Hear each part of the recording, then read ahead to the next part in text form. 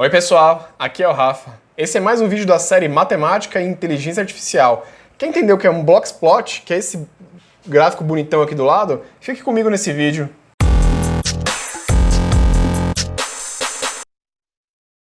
Pessoal, eu coloquei aqui do lado o exemplo que a gente trabalhou no último vídeo, que a gente falou sobre mediana, quartil e percentil. Se você tiver alguma dúvida, vai estar linkado aqui o vídeo, tem muita informação legal para entender direito esse conceito. Porque para entender o Bloxplot, tem que entender o que é um quartil, tem que entender o que é mediana, tem que entender esse conceito de medidas de posição, certo? Essa variável que a gente já está trabalhando, ela também vem de um outro vídeo, onde a gente fala sobre tipos de variáveis. Se você chegou nesse vídeo aqui agora, só clicar aqui no link que está aqui em cima, para você entender quais são os tipos de variáveis que se aplica a média e a mediana, que vai estar tudo explicadinho nesse vídeo. Mas se você só quer entender o que é um Bloxplot, se você já sabe o que é um quartil, aqui está um exemplo que a gente tirou de um banco de dados qualquer, e esse aqui é uma amostra das 10 primeiras pessoas, a quantidade de filhos que as pessoas têm. E aqui eu já organizei essas amostras, né, do menor para o maior, e calculei aqui os valores dos 3 quartis, certo? Em que consiste o gráfico de Bloxplot, que é esse gráfico aqui? Ele resume a sua distribuição de dados de uma maneira visual, e uma maneira bem interessante para a gente comparar depois populações, comparar amostras, comparar tipos de amostragens diferentes, certo? De uma maneira posicional. E no final desse vídeo eu ainda vou relacionar esse Bloxplot junto com outro conceito que a gente também já viu, que vai estar linkado aqui em cima, que são os histogramas. Então, através de um Bloxplot, eu consigo ter uma noção muito boa, muito clara, de como é o histograma desta variável. E a partir disso, esse gráfico ele resume muita informação estatística, por isso que é um gráfico muito bom de você entender e saber como manuseá-lo, certo? Como ele é construído? Bom, primeiro ele tem 2 pontos aqui importantes. Esse primeiro ponto de baixo aqui é claro, né? Esqueci de colocar aqui, a gente tem um eixo, né? O eixo, por exemplo, aqui é a quantidade de filhos. Tá. E aqui embaixo é o número de 0 a infinito, né? Um gráfico normal. E o que a gente vai fazer? Aqui embaixo eu vou colocar nesta barra inferior aqui do gráfico de Bloxplot, ele é exatamente o valor do primeiro quartil, tá? Esta outra barra aqui superior do gráfico de caixa, né, do Bloxplot, é o terceiro quartil. Aí, um nome técnico que às vezes você pode ouvir, que é essa distância aqui, entre o primeiro e o terceiro quartil, ela se chama distância interquartil. Aqui geralmente vem do inglês, tá? E essa barra aqui do meio, ela é o segundo quartil ou a mediana. Para questão de conceito, eu vou colocar média aqui para a gente lembrar que é a mediana que está sempre aqui no meio. E o que pode acontecer? Esta barra da mediana ela pode estar mais para cima, mais próxima do terceiro quartil, ser igual ao terceiro quartil, ou ela pode estar mais baixa, né, mais próxima do primeiro quartil, inclusive ser igual ao primeiro quartil. E essa distância interquartil, ou seja, a distância entre o Q1 e o Q3 e a posição da mediana, ela vai me dar um bom insight gráfico de como é a distribuição desses dados, sem precisar plotar os gráficos. Tudo bem? Esse é o primeiro ponto. Essa barrinha aqui, ela é calculada multiplicando o primeiro quartil por 1,5. E essa última barrinha aqui em cima, ela é o terceiro quartil, também multiplicado por 1,5.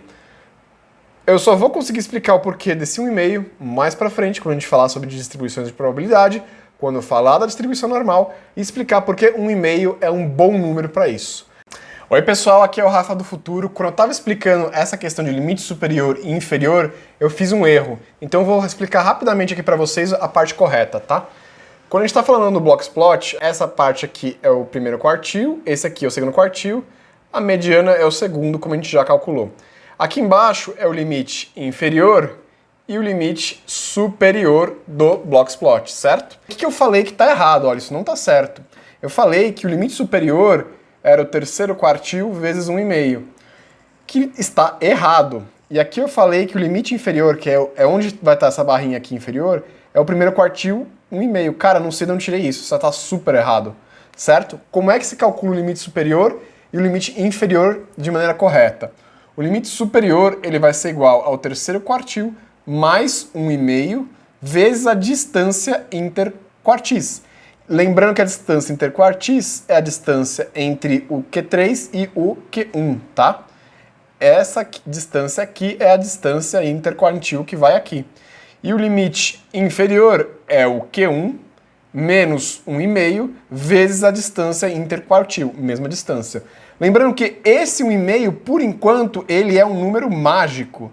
Eu não vou explicar para vocês da onde ele veio agora, mas quando a gente estiver falando de distribuição de probabilidade, da distribuição de probabilidade normal, eu vou voltar nesse ponto e vou explicar por que é 1,5 aqui e 1,5 lá. Por enquanto só acredita, certo? Segue o vídeo aí. E o que significa essas barrinhas? Essas barrinhas significam que os dados que estiverem entre 1,5 menos o primeiro quartil e 50% acima, né?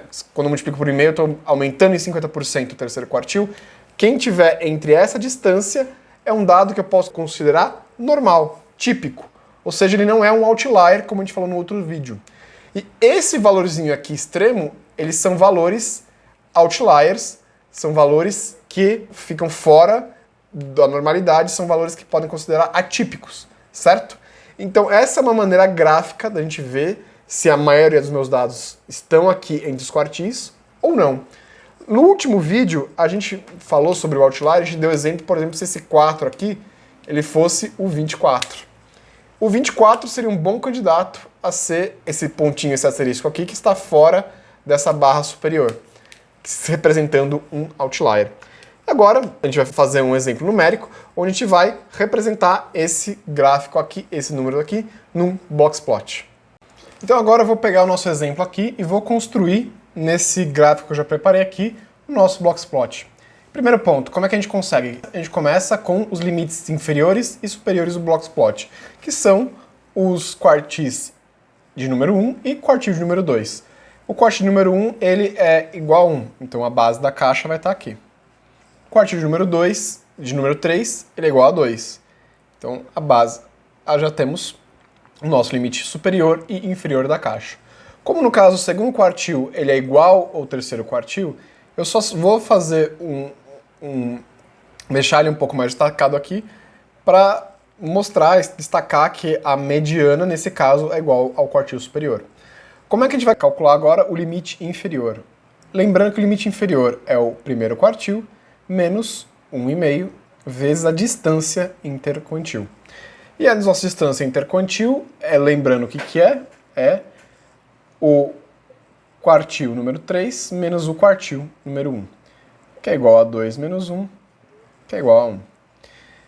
Nosso quartil 1 é 1, nossa distância é 1,5, então 1,5 vezes 1, ela vai dar, isso aqui vai dar menos meio. Eu sei que não existe filhos negativos, mas por questões didáticas eu vou desenhar como seria aqui. O software não sabe interpretar que isso aqui é uma quantidade de filhos e provavelmente quando você rodar isso no software, você vai ter algo parecido com isso daqui.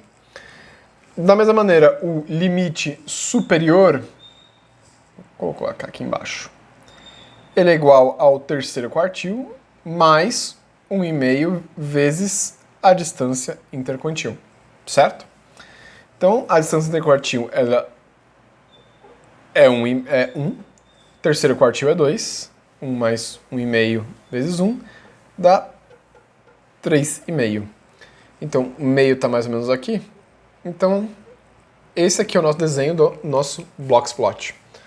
No caso, aqui a gente teria que fazer um adendo ainda mais, porque o número 4 já está fora daqui. O número 4 já é um outlier, segundo a nossa definição.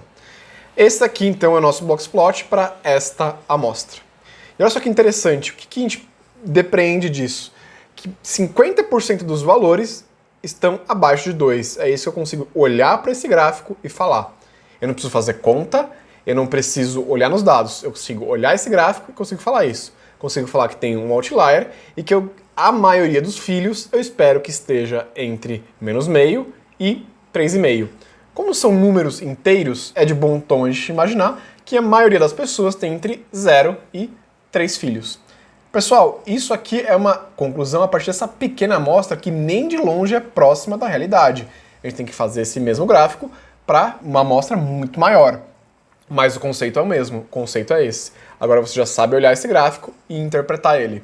A gente vai só terminar esse vídeo fazendo um link entre esse conceito de Bloxplot e o conceito de histograma, que também tem um vídeo aqui em cima. Se você não sabe o que é histograma, veja esse vídeo para entender melhor como esse gráfico ele pode te dar uma pista muito clara de como é o comportamento do histograma. Pessoal, aqui está aparecendo agora 3 histogramas. Lembra, já falei, se você tem dúvida, volta lá no vídeo para saber como se constrói um histograma. Relembrando, tenho a minha tabela de frequência. Se são variáveis quantitativas discretas, eu simplesmente conto quanto cada categoria tem, certo? Se for, por exemplo, idade, eu vou contar quantas pessoas tem de cada idade e vou fazer esses gráficos de barras da menor para maior, certo? Se for uma variável contínua, aí eu vou separar entre intervalos e a partir disso vou agregar e contar quantas pessoas têm esse peso ou essa altura naquele determinado intervalo.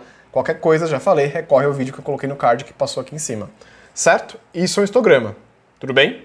E olha que interessante, esses 2 histogramas aqui das laterais, eles têm uma característica bem interessante. Eles acumulam dados em um extremo, certo? A frequência, né, de ocorrência dos dados, ela se concentra aqui, certo? Esse caso aqui, ela se concentra nos menores valores. Lembrando que aqui a gente está mais próximo do zero. Quanto mais a gente vem para cá, aumenta, a gente está mais longe. Então ele tem menos valores grandes e mais valores pequenos. E esse gráfico aqui é o contrário. Quanto menor o valor, eu tenho menos frequência. Quanto maior o valor, eu tenho maior frequência. E esse gráfico aqui do meio, ele é bem distribuído. Ele tem baixa frequência para valores pequenos e para valores grandes, e ele se concentra no meio, certo? O que isso tem a ver com o Bloxplot? O Bloxplot, ele vai acompanhar essas tendências.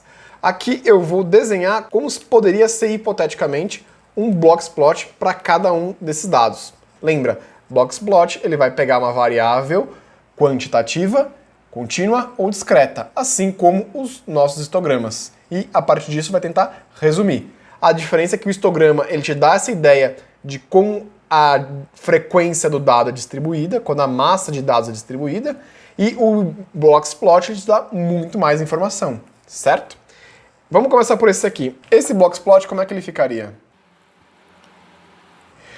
Bom, ele teria a média, a mediana e todos os valores muito concentrados aqui em cima, em valores altos, certo? Aqui eu estou nos maiores valores do gráfico, referente a esse ponto aqui, valores grandes, certo? Simplesmente imagine que esse gráfico aqui, eu estou virando ele de ponta cabeça, colocando aqui, tá? Então ele seria, a caixa dele seria algo mais ou menos assim. Como esses 2 gráficos de extremo, a gente mede a mediana e a distância interquantil é muito pequena, geralmente. Então ele seria algo mais ou menos bem chapado aqui. E o que ele teria aqui embaixo? Ele teria muitos outliers, muitos outliers. E aqui, esses pontinhos aqui é equivalente àquela estrelinha. Pode ser pontinho, estrelinha, não tem problema, tá? De forma análoga, só que diferente, esse Bloxplot aqui, ele seria o contrário. Ele tem valores concentrados aqui embaixo. Então média, mediana, a distância interquantil seria pequena, mas ela seria pequena entre valores baixos. E ele teria muitos outliers aqui para cima. Já esse histograma aqui, ele teria um Bloxplot mais próximo do que a gente conhece. Ele seria mais simétrico, né? Pode ocasionar de ter um ou outro outlier aqui, mas ele seria um Bloxplot mais simétrico. E olha só que interessante, olhando o Bloxplot, a gente tem noção de uma medida que é a assimetria da distribuição. Essa distribuição aqui, a gente fala que ela tem uma assimetria negativa, enquanto essa distribuição aqui ela tem uma assimetria positiva. Sempre que eu falar assimetria negativa, quer dizer que a maior parte dos meus dados está concentrada nos valores maiores. E existem muitos outliers pequenos. Em contrapartida, quando eu estou falando de assimetria positiva, a maior parte dos meus dados está concentrada em valores pequenos e eu tenho muitos outliers em valores grandes. E o meu Boxplot, ele consegue mostrar exatamente isso para mim. Boxplot com assimetria negativa, Boxplot com assimetria positiva. Entendendo esses dois gráficos, eu tenho certeza que a sua vida como analista de dados, como cientista de dados, e futuramente para entender a IA, vai ser muito mais fácil. Espero que vocês tenham gostado desse vídeo. Se ficou alguma dúvida, deixa aqui nos comentários que eu vou responder todas as dúvidas. Não se esquece de se inscrever no canal, deixa o like e até a próxima. Tchau, tchau!